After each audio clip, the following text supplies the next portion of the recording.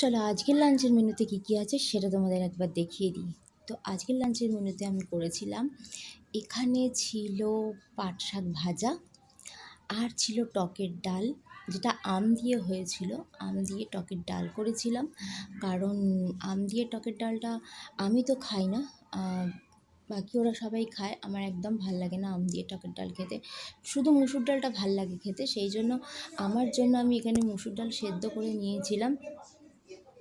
মুসুর ডাল সেদ্ধ দিয়ে ভাত খেতে আমার খুব ভালো লাগে, কিন্তু সেটা আম দিয়ে টকের ডাল দিয়ে ভালো লাগে না, ওই জন্য মুসুর ডালটা করে নিয়েছিলাম আমার জন্য।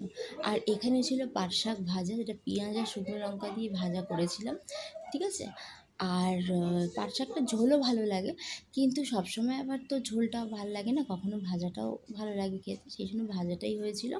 আর এখানে ঢ্যাঁড়স আলু দিয়ে সর্ষে দিয়ে একটা তরকারি করেছিলাম। দেখবে পেঁয়াজ আদা রসুন দিয়ে তরকারিটা করলে যতটা বেশি রিচ হয়ে যায় না, আর সর্ষে দিয়ে করলে কিন্তু অতটা ঠিক রিচ হয় না।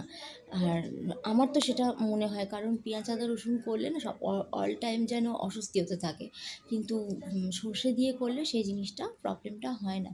আর মাছটা ভেজেছিলাম ছেলের জন্য, তোমাদেরকে বলেইছিলাম যে আমাদের তো যেদিন হয় ঠিক আছে, যেদিনকে না হয় সেদিনকে ওর জন্য একটা মাছ আমাকে ভেজে দিতেই হয়। তো খাবারগুলো কেমন লেগেছে অবশ্যই কমেন্ট করে জানিও। টাটা।